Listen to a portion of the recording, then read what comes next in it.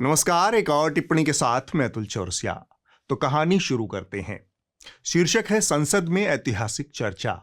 सर्वदलीय बैठक बुलाई गई थी। शुरुआत में ही प्रधानमंत्री ने एजेंडा साफ कर दिया था। बिल्कुल साफ नीयत की तरह एजेंडा भी साफ था। साफ एजेंडे की खास बात यह थी कि उसमें कोई मिलावट नहीं थी।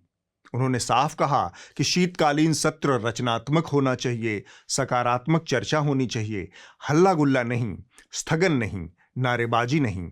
यह लोकतंत्र के लिए ठीक नहीं है। पक्ष विपक्ष के बीच स्वस्थ रिश्ता होना चाहिए। संवाद की धारा दो तरफा बहनी चाहिए। सिर्फ मन की बात से काम नहीं चलेगा। यह इस सरकार का आखिरी सत्र है। इसे मिलजुल कर ऐतिहासिक बना देना है। ऐतिहासिक पर प्रधानमंत्री का विशेष जोर था। लगे हाथ उन्होंने कहा कि ऐतिहासिक बनाने की जिम्मेदारी सत्ता पक्ष से ज्यादा विपक्ष की होती है। इसलिए हम उम्मीद करते हैं कि विपक्ष ऐतिहासिक बनाने की भूमिका जिम्मेदारी से निभाएगा। प्रधानमंत्री के एजेंडे को इतने पारदर्शी तरीके से लागू होता देख विपक्ष में कोलाहल मच गया। दक्षिण भारत से आए लपक दिक्का उच्चास्पति सेंथिल स्वामी ने कहा, अय्यो हम श्रेष्ठ हिंदू, तुम गोमूत्र प्रदेश वाला, हम तुम्हारे साथ ऐतिहासिक नहीं खेल सकता। तुम लोग अपना हिंदी हमारा ऊपर कूड़ा माफिक क्यों डाल रहा है?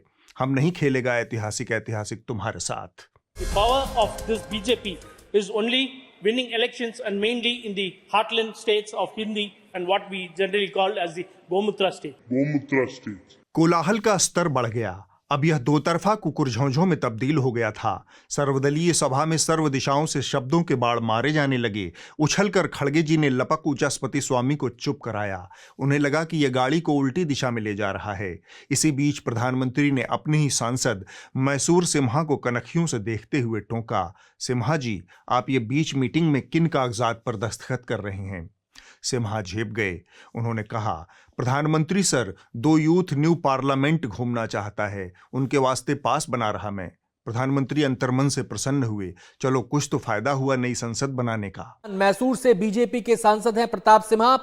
संसद सुरक्षा चूक मामले में उनका बयान दर्ज हो सकता है। प्रताप सिम्हा की सिफारिश से ही आरोपियों का पास बना था। 2 आरोपियों ने बनाया था संसद प्रवेश का पास। सभा में बिरला जी और धनखड़ जी भी मौजूद थे।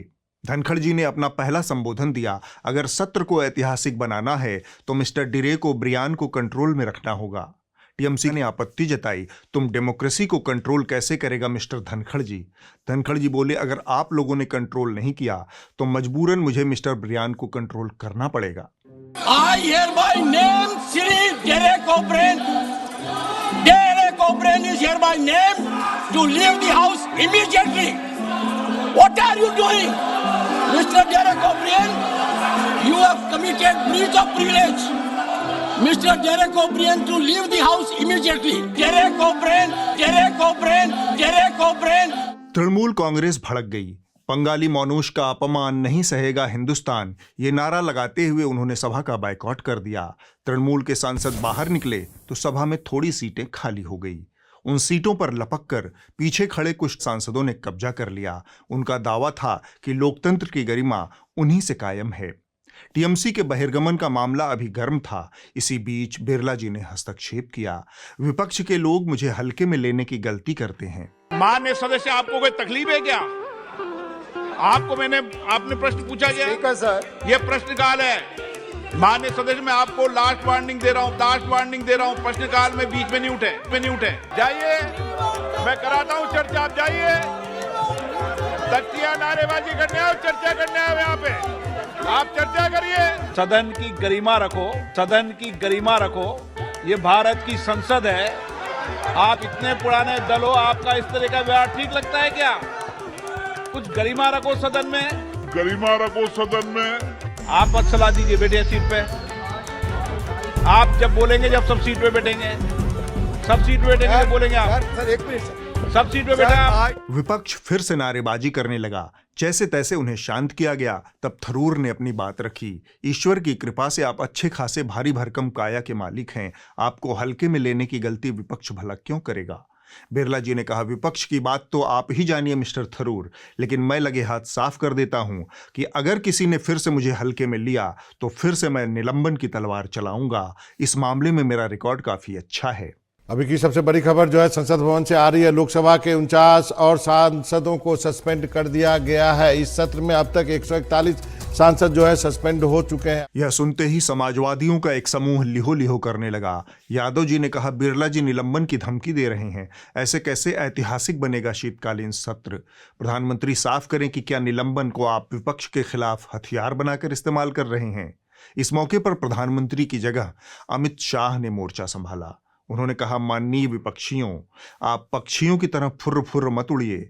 विपक्ष फिर हल्ला मचाने लगा कि प्रधानमंत्री बोले तो बात बने। अमित शाह ने कहा, आज मैं बोल रहा हूं तो सुन लीजिए, वरना बाद में सदन में आप मांग करते रहिएगा कि गृह मंत्री बयान दें। मेरे पास इतनी फुर्सत नहीं कि मैं बार बार बयान दूं। संसद में कल हुई सुरक्षा चूक को लेकर आज दोनों ही सदन में काफी हंगामा होता रहा। 11 बजे के करीब जब कार्रवाई शुरू हुई तो विपक्ष के नेताओं ने नारेबाजी शुरू की। लोकसभा में गृह मंत्री अमित शाह के बयान की मांग की गई। विपक्ष इस बात पर भड़क गया कि गृह मंत्री की लोकतंत्र में आस्था ही नहीं है, ऐसे कैसे ऐतिहासिक बनेगा शीतकालीन सत्र। प्रधानमंत्री को एहसास हो गया कि शीतकालीन सत्र को इस तरह से ऐतिहासिक बनाना संभव नहीं है, कुछ और उपाय करने होंगे। इसी पृष्ठभूमि में संसद का शीतकालीन सत्र शुरू हुआ और यह बात बेहिचक बेसंदेह जाहिर है कि यह ऐतिहासिक भी बना। और इस वक्त एक बड़ी खबर आ रही है। संसद सत्र की सुरक्षा में बड़ी चूक का मामला है। लोकसभा में एक व्यक्ति दर्शक दीर्घा से सदन के भीतर कूद पड़ा। ये तस्वीरें उस वक्त की आप देख रहे हैं जब दर्शक दीर्घा से एक व्यक्ति जो है वो इस तरह से सदन के भीतर ये कूद पड़ा है। कथा समाप्त हुई। यहां से आगे का हिस्सा वास्तविक घटनाओं पर आधारित है। इसमें कुछ भी गप्प कथा नहीं है, 100% खरी सूचना है। 5 युवकों ने मिलकर सरकार के खिलाफ प्रदर्शन किया।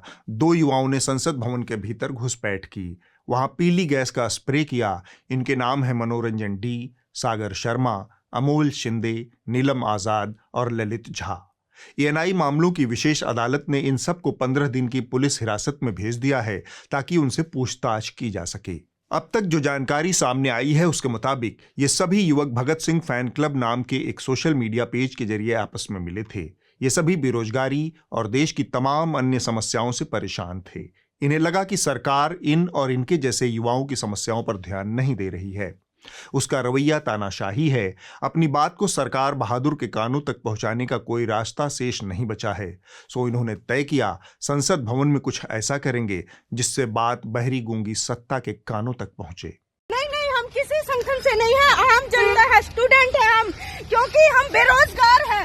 हमारे माता पिता इतना काम करते हैं, मजदूर, किसान, छोटे व्यापारी, दुकानदार, लेकिन किसी की बात नहीं सुनी जाती। ये हर जगह हमारी आवाज को दबाने की कोशिश करते हैं। ये तानाशाही नहीं चलेगी। तानाशाही बंद करो, तानाशाही बंद करो, तानाशाही नहीं चलेगी। भारत माता की जय। जाहिरन इन युवाओं का कोई आपराधिक रिकॉर्ड नहीं मिला है। क्या इसके पीछे कोई बड़ी साजिश या फिर अंतर्राष्ट्रीय गिरोह काम कर रहा था? यह जांच के बाद सामने आएगा। इस घटना का कई लोगों के ऊपर अलग अलग तरह से असर हुआ। टेलीविजन के हुड़क-चुल्लुओं पर इस घटना का असर बिल्कुल उसी तरह से हुआ जैसी हम सब उम्मीद करते हैं। इसने सबसे पहले अपना दिमाग ताखे पर रख दिया। एक बार दिमाग ताखे पर रखने का फायदा यह हुआ कि अब उनसे कोई इस बात की जवाबदेही नहीं मांग सकता कि आप सब जिम्मेदार पत्रकार हैं। आपको देश की जनता सम्मान की निगाह से देखती है। उस जिम्मेदारी का प्रदर्शन कीजिए। जिम्मेदारी और जवाबदेही से मुक्त हुए इन पत्रकारों ने विजय चौक पर टेलीविजन पत्रकारिता का जुलूस निकाला। आप भी देखिए सिर्फ 30 सेकंड में।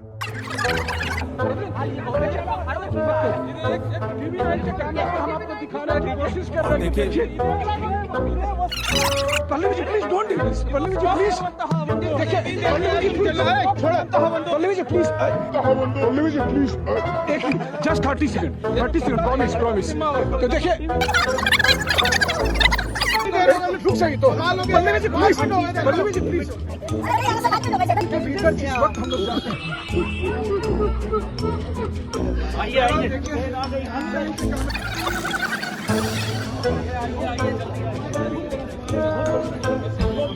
पल्लवी घोष जैसे पत्रकार इस सामूहिक नृत्य का हिस्सा बने जिन्होंने 20-25 साल टीवी पत्रकारिता को दिया है।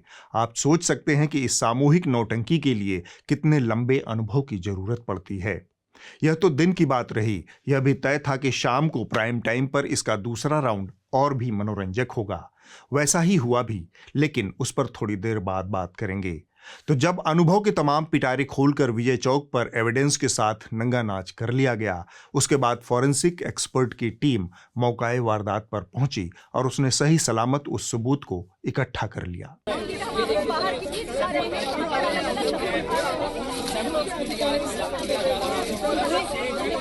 क्या कर रहा क्या हो गया भाई, तो आगे मत करना, आगे करूंगा क्या हो गया।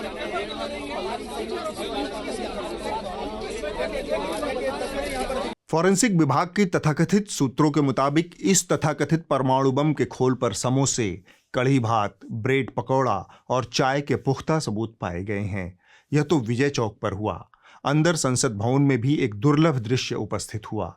दिन और रात की तरह, साल के 365 दिनों की तरह, सूर्य के उदय और अस्त की तरह कुछ बातें जो अटल सत्य हैं, उनमें से एक है हमारे सत्ता पक्ष और विपक्ष के बीच हर मुद्दे पर टकराव। लेकिन यह अटल सत्य संसद भवन में धराशायी हो गया जब दो युवक संसद की सुरक्षा को बेधकर सदन में पहुंच गए।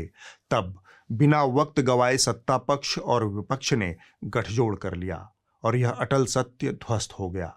यह दुर्लभ एकता कुटाई को लेकर बनी थी। दोनों पक्षों ने आम सहमति से तय किया कि एक घुसपैठिए को बल भर कूटना जरूरी है। सत्ता पक्ष और विपक्ष की यह एकता देखते ही बनती थी। खासकर सदन के एक सदस्य ने एवरेस्ट जैसी चढ़ाई पार कर कुटाई में जो योगदान दिया, वह सदन की गरिमा को एक नई ऊंचाई प्रदान करता है।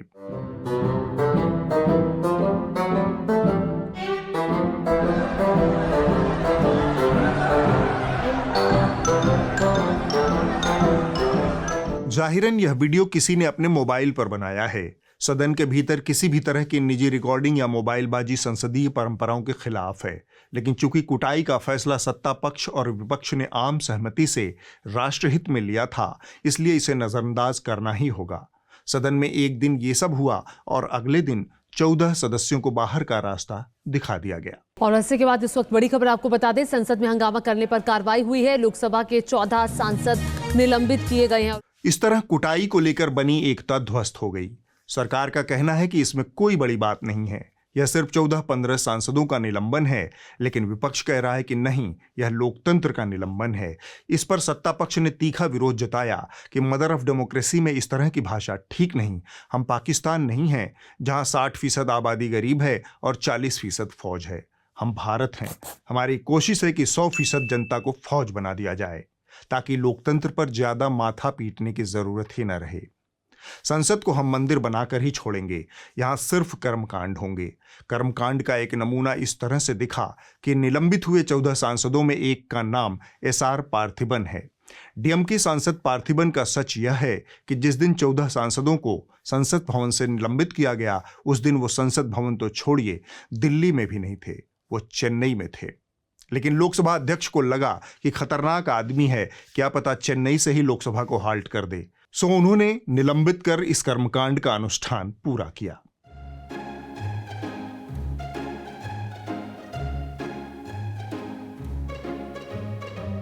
इस दर्जे के कर्मकांड संसद भवन में पहली दफा हो रहे हैं और थोक के बाह हो रहे हैं।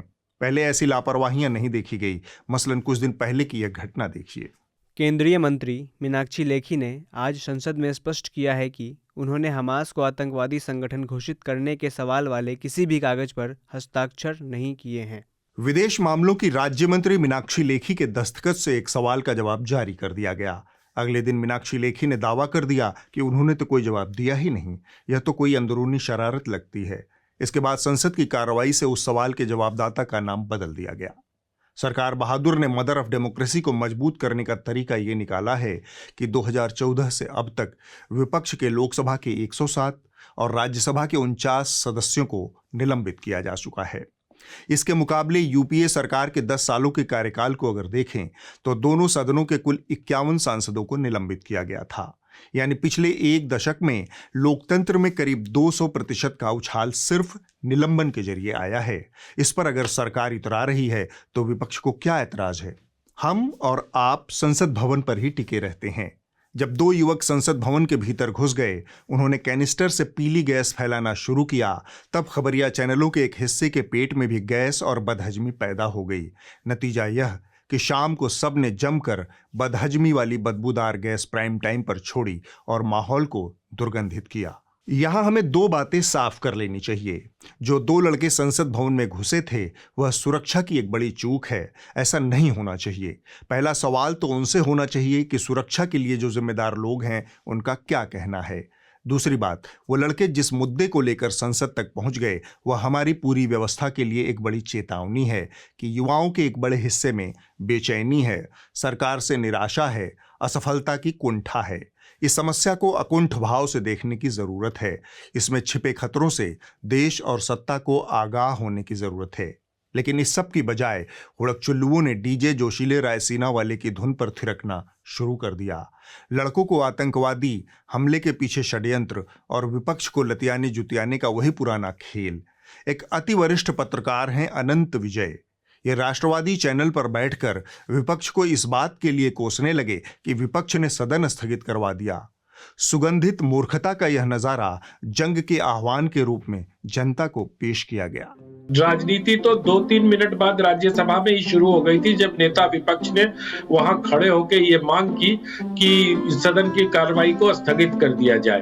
अरे अगर ऐसी कुछ घटना हुई भी है तो बहादुरी के साथ सारे सदस्यों को कार्रवाई चला के दुनिया को एक संदेश देना चाहिए था कि आप कुछ भी कर लो, हम कार्रवाई स्थगित नहीं। पता नहीं क्यों ऐसा कर रहे। जब खबरिया चैनल माहौल को दुर्गंधित किए जा रहे थे तब सुगंधित मूर्खता ही शायद सबसे सही तरीका बचा था। इसके तहत सदन तो विपक्ष चलाता है और रोकता है, सत्ता पक्ष की कोई भूमिका ही नहीं होती। अगर आप वीडियो को थोड़ा और बारीकी से देखें तो समझ आता है कि जैसे ही एक युवक कुर्सियां लांघकर आगे बढ़ता है, एक चिट सभापति को दी जाती है और वो सदन को स्थगित करने का आदेश देते हैं। सभा की कार्रवाई 2 बजे तक स्थगित की जाती है। सभा की कार्रवाई 2 बजे तक स्थगित की जाती है। यह सब महज कुछ सेकंड में होता है, लेकिन अगर आप अनंत विजय हैं तो इन कुछ सेकंड्स में भी विपक्ष को गरियाने की कहानी खोज ही लेंगे। इनके पास शिव की तीसरी आंख है। इन्होंने तीसरी आंख से 3 सेकंड में देख लिया कि विपक्ष ने राजनीति के तहत सदन स्थगित करवा दिया। विपक्ष बहुत घटिया है। सुगंधित मूर्खता की यह बयार चैनल दर चैनल चल रही थी। एक है तिहाड़ शिरोमणि। इन्होंने इस घटना की आड़ में राहुल गांधी को गरियाने का तय किया। पहले आप उनका बयान देखिए। अब देखिए, कांग्रेस ने राहुल गांधी की तस्वीर तो निकाल ली जिसमें राहुल गांधी खड़े हुए हैं, लेकिन राहुल गांधी ना तो इन लोगों तक पहुंचे, ना राहुल गांधी ने इन्हें रोकने की कोशिश की, ना ही राहुल गांधी ने इन्हें वहां से भगाने की कोशिश की। शुक्र है कि राहुल गांधी की कुटाई में योगदान जैसी कोई फोटो सामने नहीं आई, वरना तो ये आज नैतिकता, अहिंसा और आदर्शवाद की हत्या कर देते। बहरहाल सिर्फ एक फोटो आई है। हमें नहीं पता कि सदन के भीतर किसने क्या क्या किया, सिवाय इस बात के कि कुछ सांसदों ने घुसपैठिए की कुटाई की। लेकिन तिहाड़ शिरोमणि है तो सुगंधित मूर्खता और सरकार की चापलूसी पहला दायित्व है। आज तक चैनल का मंच इसी उद्देश्य से बना है, वरना इसी फोटो में अगर कहीं प्रधानमंत्री जी होते तो यह तस्वीर वीरता, नेतृत्व, अडिग सेनापति की मिसाल बन जाती। खैर, तिहाड़ शिरोमणि के चेहरे पर अब कोई ऐसा नकाब बचा नहीं है जिसके सरकने का इंतजार करना हो। इसी तरह नकाब उतार फेंका है अशांत सिन्हा ने। यह पचा नहीं पा रहा कि विपक्ष इस मसले पर गृह मंत्री का स्टेटमेंट और इस्तीफा कैसे मांग रहा है। लोकसभा अध्यक्ष गंभीरता से जांच करने के आदेश ऑलरेडी दे चुके हैं, लेकिन जिन लोगों को नरेंद्र मोदी पर सियासी हमले करने हैं उनको तो एकदम गोल्डन अपॉर्चुनिटी मिल गई कि अरे भैया मोदी जी को घेरो, अरे भैया मोदी जी को घेरो।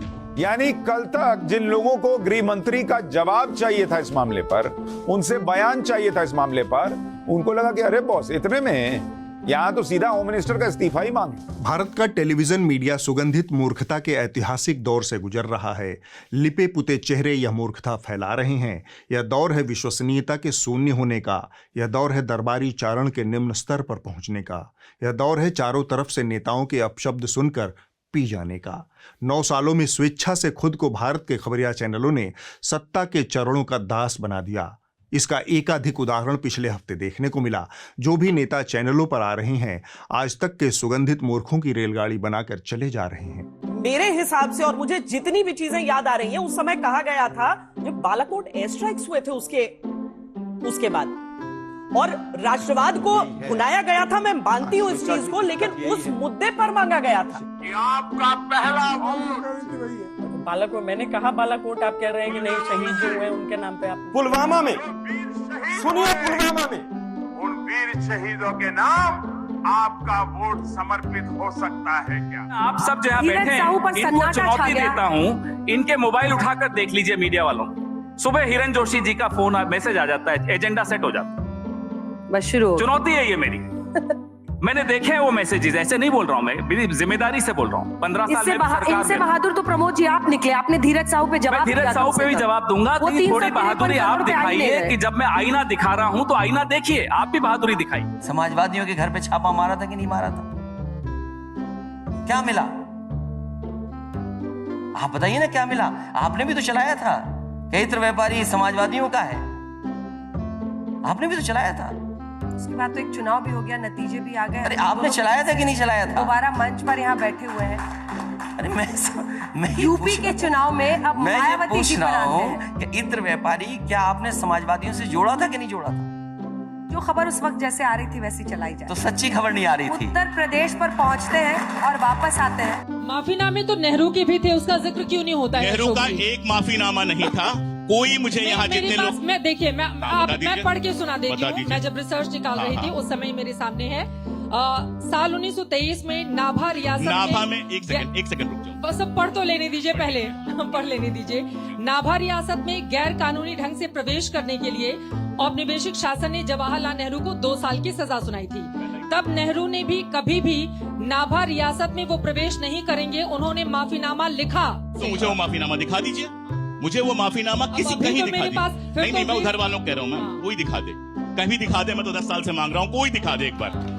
मैं कोई जल्दीबाजी में बात नहीं कर रहा हूँ। मतलब तो नेहरू ने कोई माफीनामा, नेहरू ने जिंदगी में कभी कोई कहीं माफीनामा नहीं मांगा। वह अलग दौर था जब पत्रकार नेताओं पर हमला करते थे, उनसे सवाल पूछते थे, नेता बगले झांकते थे। यह अलग दौर है। अब आते ही नेता पत्रकारों पर चढ़ बैठते हैं, सवाल वो पूछते हैं। रिरियाना पत्रकारों का काम है। तो हमें सड़कों पर नहीं निकलने दिया जाता। देखिए ये कुंठा छोड़ दीजिए, मुझे नहीं लगता है कि देखिए ये पुलवामा के नाम पर जो शहीद हुए उनके नाम पर पहला वोट मुझे दे दीजिए। इत्र व्यापारी क्या आपने समाजवादियों से जोड़ा था कि नहीं जोड़ा था? जो खबर उस वक्त जैसे आ रही थी वैसी चलाई जाए। तो सच्ची खबर नहीं आ रही थी। उत्तर प्रदेश पर पहुंचते हैं और वापस आते हैं। टेलीविजन पत्रकारिता में सुगंधित मूर्खता का यह दौर आप सबको मुबारक हो। इससे पहले आपने ऐसा कब देखा था जब सवाल पत्रकारों से हो और सवाल करने वाला नेता हो? यह व्यवस्था ऐसे ही नहीं उल्टी है। इसके पीछे मीडिया के अपने कई पाप हैं। सत्ता और एक खास विचारधारा के साथ एक तरफा नत्थी हो जाने का यह दुष्परिणाम है। इसका इलाज एक ही है, आप मीडिया का हिस्सा बने, इसमें निवेश करें ताकि खबरें आपके हित में, आपके खर्च से संचालित हों। न्यूज़ लॉन्ड्री का सब्सक्रिप्शन इसका एक शानदार विकल्प है, क्योंकि हमारा नारा है, मेरे खर्च पर आजाद हैं खबरें। इसी हफ्ते हमारे हुड़क-चुल्लुओं ने दिवालियेपन का नया कीर्तिमान बना दिया। उसने दाऊद इब्राहिम को 155वीं बार मार दिया। दाऊद इब्राहिम मर कर खबरिया चैनलों पर जिंदा हो जाता है, फिनिक्स की तरह। उसकी वास्तविक स्थिति के बारे में न तो भारत सरकार का कोई ताजा स्टेटमेंट है, न ही पाकिस्तान से कोई सूचना है। लेकिन इसी सोमवार को उसे फिर से हमारे घोघा बसंतों ने हलाक कर दिया। इन्हें लगता है कि भले ही इंटरनेट का जमाना है, पाकिस्तान समेत दुनिया भर की खबरों तक आम लोगों की पहुंच है, लेकिन फिर भी उन्हें मूर्ख बनाया जा सकता है, अफवाहें फैलाई जा सकती हैं। सालों से पाकिस्तान में रह रहे अंडरवर्ल्ड डॉन दाऊद इब्राहिम को जहर दिया गया है और इंटरनेट सर्वर को डाउन करने का मकसद साफ है कि किसी भी तरीके से सोशल मीडिया के जरिए भी दाऊद के कराची अस्पताल में भर्ती होने की खबर जो है वो पूरी दुनिया के सामने ना आए, ऐसी कोशिश इस वक्त पाकिस्तान में होती हुई नजर आ रही है। अस्पताल में दाऊद की हालत नाजुक बताई जा रही है। पाकिस्तान में इंटरनेट सेवा को फिलहाल बंद कर दिया गया। दरअसल आज दिन में अचानक दाऊद के मरने की खबरें भी वायरल होने लगी कि गया दाऊद तो गया, लोग कहने लगे कि 72 ऊरों के पास चला गया। इस खबर ने भारत के टेलीविजन मीडिया, इसके एंकराओं के दिवालियेपन को बुरी तरह से उघाड़ दिया है। उनकी पाकिस्तान के प्रति जानकारी और सोच समझ की सीमा को उजागर कर दिया है। ऐसा लगता है कि इस सब की शुरुआत एक फर्जी ट्वीट के जरिए हुई, जो कि पाकिस्तान के केयरटेकर प्रधानमंत्री अनवारुल हक काकर के नाम से फैलाई गई। इसकी भाषा सुनिए। मानवता के मसीहा, पाकिस्तान के हर दिल अजीज, हमारे चहेते परम श्रेष्ठ दाऊद इब्राहिम का किसी अनजान व्यक्ति द्वारा जहर देने के कारण निधन हो चुका है। उन्होंने कराची के एक अस्पताल में अपनी आखिरी सांस ली। अल्लाह उन्हें जन्नत में सबसे ऊंचा तबका दे। कॉमन सेंस भी आपको ये बताता है कि पाकिस्तान ने कभी भी आधिकारिक तौर पर यह स्वीकार नहीं किया कि दाऊद पाकिस्तान में है। ऐसे में किसी पाकिस्तानी प्रधानमंत्री द्वारा ह्यूमैनिटी के संरक्षक और हिज एक्सीलेंसी जैसे शब्द इस्तेमाल करने की तो उम्मीद भी नहीं की जा सकती। लेकिन जिस चीज़ का हमारे टेलीविज़न मीडिया से पूरी तरह से विलोप हो गया है वह कॉमन सेंस ही है। अपनी कल्पना की उड़ान को ठोस बनाने के लिए इसने कराची में बिजली कटौती और इंटरनेट शटडाउन को बतौर सबूत इस्तेमाल किया। पाकिस्तान से खबर आई है कि दाऊद इब्राहिम को किसी ने जहर दे दिया है। पाकिस्तान में दावा तो यहां तक किया जा रहा है कि दाऊद इब्राहिम अब मारा जा चुका है। दाऊद की खबर लीक ना हो इसके लिए पाकिस्तान में बाकायदा इंटरनेट सर्विसेज को भी बंद किया गया। पाकिस्तान लगातार इस खबर को दबा रहा है। खबर फैलने के बाद क्या हो रहा है? पूरे पाकिस्तान में इंटरनेट सेवा को बंद कर दिया गया है। सोशल मीडिया साइट्स पर एक्शन लिया गया है, उन पर पाबंदी लगा दी गई है ताकि यह खबर निकलकर सामने ना आए। पाकिस्तान में आर्थिक हालात खराब होने के चलते यूं भी घंटों घंटों बिजली कटौती होती रहती है। यह कोई बड़ी बात नहीं है। जहां तक इंटरनेट शटडाउन का सवाल है तो एक जानकारी यह छनकर आ रही है कि इमरान खान की पार्टी पीटीआई ने पाकिस्तान सरकार के खिलाफ एक ऑनलाइन मजलिस का ऐलान किया था। इसमें बड़ी संख्या में लोग ऑनलाइन जुड़ रहे थे। इससे परेशान होकर पाकिस्तान की सरकार ने शायद कराची और आसपास के इलाकों में इंटरनेट शटडाउन कर रखा था।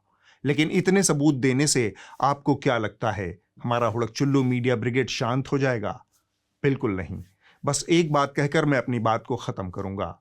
आरएसएस के बारे में जवाहरलाल नेहरू कहते थे कि अगर ये पूरब दिशा की बात करें तो आप पूरब को छोड़कर बाकी तीनों दिशाओं पर नजर रखिए।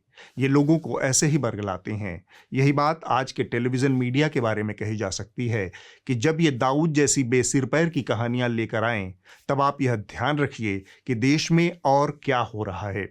किस बड़ी खबर से नजर हटाने के लिए यह सनसनी का दांव चला जा रहा है। अब हम पत्रकारिता पर मंडरा रहे एक और खतरे की बात करते हैं। भारत सरकार के सूचना और प्रसारण मंत्रालय ने नए ब्रॉडकास्टिंग रेगुलेशन एक्ट 2023 का मसौदा जारी किया है।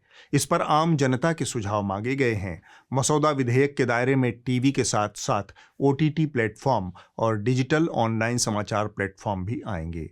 इस ड्राफ्ट के प्रावधानों से अभिव्यक्ति की आज़ादी और पत्रकारिता की स्वतंत्रता जैसे संवैधानिक और बुनियादी आज़ादियों के लिए चिंता पैदा हो गई है। प्रस्तावित ब्रॉडकास्टिंग बिल पर आम लोगों के सुझाव 15 जनवरी 2024 तक मांगे गए हैं। मौजूदा परिस्थितियों में एक नए ब्रॉडकास्टिंग बिल की जरूरत है। प्रसारण के क्षेत्र में मौजूदा कानून 1995 में आया था। इसे केबल टेलीविजन नेटवर्क अधिनियम 1995 के नाम से जाना जाता है। अगर हम मीडिया के मौजूदा परिदृश्य को देखें तो यह 1995 के मुकाबले बहुत बदल गया है। अब इंटरनेट है, डिजिटल मीडिया है, तो इसे ठीक से परिभाषित करने वाले कानून की भी जरूरत है। सरकार का एक तर्क यह भी है कि फिलहाल हमारा मीडिया उद्योग 3 अलग अलग कानूनों से संचालित हो रहा है। Wireless act 1885, cable TV network act 1995 और आईटी एक्ट 2000। नए कानून से इन सभी कानूनों को एक करने में मदद मिलेगी। The purpose of this bill is that today the broadcasting sector is governed by various acts like the Cable Television Network Act of 1985, which is almost 40 years old, the Wireless Act of 1885, which is a colonial act, then the IT Act. So all these will get subsumed into one particular act. There will be a common regulatory regime. लेकिन इस कानून के प्रस्तावित मसौदे ने उम्मीद से ज्यादा आशंकाएं पैदा कर दी हैं। बेहतरी के जवाब कम और मंशा पर सवाल ज्यादा खड़े हो रहे हैं। इसके प्रमुख प्रावधानों में डिजिटल न्यूज़, ओटीटी प्लेटफॉर्म और ऐप्स आदि को एक साथ लाया गया है। प्रस्तावित बिल में कंटेंट का आकलन करने के लिए एक कमेटी का प्रावधान है जो सरकार को सलाह देगी। ब्रॉडकास्ट एडवाइजरी काउंसिल होगी जो सरकार को किसी भी तरह के नियम के उल्लंघन की स्थिति में सलाह देगी, जिसमें दंड का भी प्रावधान है। इसके तहत चेतावनी देना, कंटेंट को सेंसर करना, जुर्माना लगाना और जेल में डालने जैसे प्रावधान शामिल हैं। हम खासकर डिजिटल मीडिया के बारे में इस प्रस्तावित कानून के प्रावधानों और संभावित असर पर नजर डालेंगे ताकि सरकार की घोषणा और नीयत को समझने में आसानी हो। कोई भी कार्यक्रम या विज्ञापन के प्रसारण के लिए कार्यक्रम कोड और विज्ञापन कोड तय है। इसे खंड 19(1) और 2 में डाला गया है। लेकिन चिंता की बात यह है कि इसके सारे प्रावधान अभी तक निर्धारित नहीं किए गए हैं, यानी यह अंतिम वक्त में किसी भी तरह के जोड़ या घटाव के लिए खुला है। दिलचस्प यह है कि यह अधूरा नियम हर उस व्यक्ति पर लागू होगा जो डिजिटल माध्यम में समाचार और समसामयिक मामलों के कार्यक्रम प्रसारित करता है। यदि यह विधेयक कानून बन जाता है तो व्यंग, विडंबना, कटाक्ष, असहमति, यहां तक कि तथ्यों और कड़वे सच का प्रसारण अपराध हो सकता है, क्योंकि यह सरकार या राजनीतिक रूप से प्रभावशाली और शक्तिशाली समुदायों को सेंसरशिप और सजा का अधिकार देता है। देश के नागरिक सूचनाओं से संपन्न हों, इसके लिए देश के मीडिया का आज़ाद होना बहुत ज़रूरी है। सरकारें कभी नहीं चाहती कि मीडिया मजबूत हो, लेकिन यह देश के नागरिकों की जिम्मेदारी है कि वो मीडिया पर किसी भी तरह के अंकुश की कोशिश का विरोध करे। अब वक्त है इस हफ्ते की रिपोर्ट का। जो कही जा रही थी बातें कि अंदर में भी सोशल डिस्टेंसिंग का ख्याल रखा जाएगा। ट्रेनें तो खुल दी हैं, लेकिन कैसे? इस हफ्ते की रिपोर्ट बीबीसी हिंदी से है। यह रिपोर्ट बीबीसी के संवाददाता मोहनलाल शर्मा ने की है।